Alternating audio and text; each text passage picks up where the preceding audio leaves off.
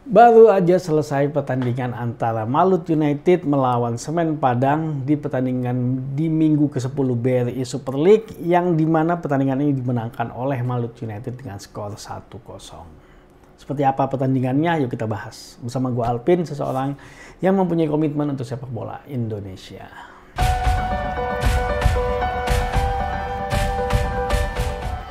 Secara permainan, Malut United menurut gue mempunyai tempo yang lambat ketika mereka melakukan ball possession. Mereka tidak coba untuk menyerang dengan sangat cepat untuk melakukan progresi ke depan.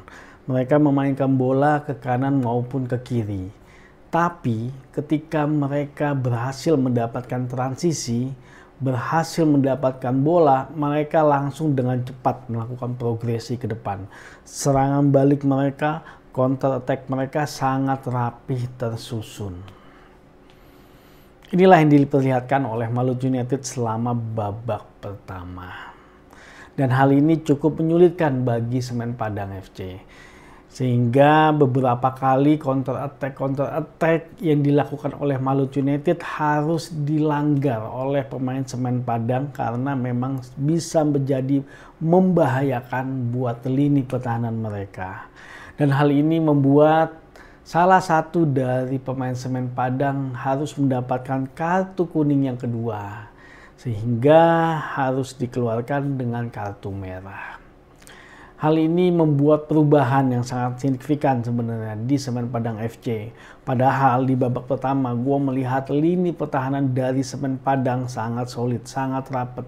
Malut United nggak bisa nembus, dia hanya bisa menembus melalui transisi ataupun serangan balik. Melalui build up, Malut United tidak bisa menembus.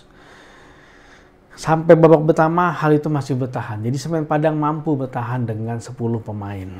Tapi di babak kedua, walaupun Malut United beberapa kali mendapatkan peluang emas gitu, yang memang sangat sayang untuk dimanfaatkan, dikonversi menjadi gol. Padahal peluangnya sudah bagus sekali, tapi akhirnya mereka mendapatkan sebuah pelanggaran di kotak penalti. Ya buah dari hasil serangan mereka yang bertubi-tubi ke lini pertahanan dari Semen Padang. Ada seorang pemain dari Semen Padang yang tangannya terkena bola dan memang posisinya lagi aktif, terbuka, tidak dalam posisi rapat. Jadi memang terbuka dan itu menghalangi jalurnya bola dan akhirnya diputuskan bahwa penalti. Nah, hal inilah yang membuat Malut United berhasil unggul dari Semen Padang. Tyrone menyelesaikan penalti dengan sangat baik dan membuat mereka unggul 1-0. Beberapa kali juga sebenarnya Semen Padang mencoba sekali mengejar ketinggalan, tapi sangat sulit.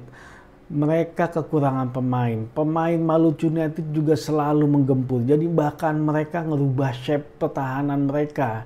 Yang awalnya mereka ketika bermain 10 pemain dengan formasi 4-4-1, akhirnya mereka merubah menjadi 5-3-1. Karena mereka nggak mau kebobolan lebih banyak. Karena kalau kebobolan lebih banyak akan sulit lagi untuk mengejar. Tapi dengan formasi seperti itu ya juga akan sulit juga untuk menciptakan gol. Yang mereka andalkan adalah pelanggaran di dekat kotak penalti ataupun corner dan melakukan set piece. Itulah yang mereka andalkan. Tapi mereka tidak mampu berbuat dan akhirnya Malut United lah yang memenangkan pertandingan.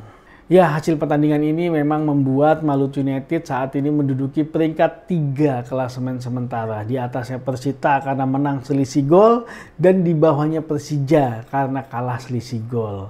Karena poin mereka sama-sama 17. Nah, sedangkan pertandingan ini membawa Semen Padang makin terpuruk di posisi dasar klasemen mereka.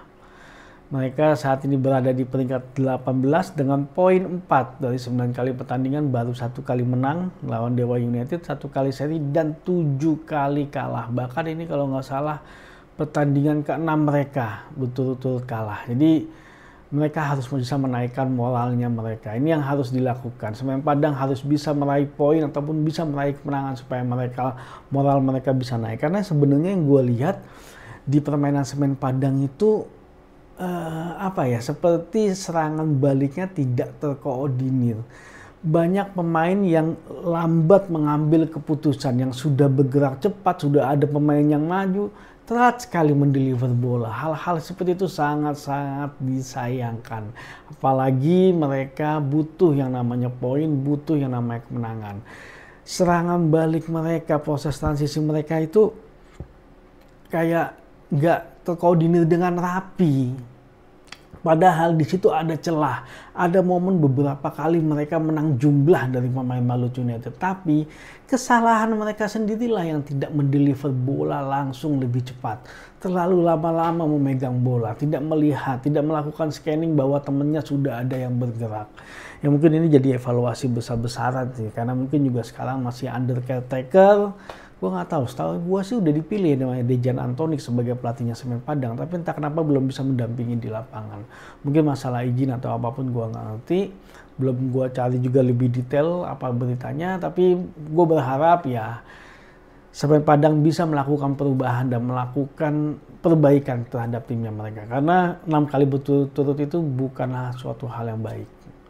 Itu sangat tidak baik buat moral dari para pemain dan terutama juga warga Padang tentunya. Oke, kita berharap bahwa sepak bola Indonesia makin maju dan bisa lebih tinggi. Maju sepak bola Indonesia.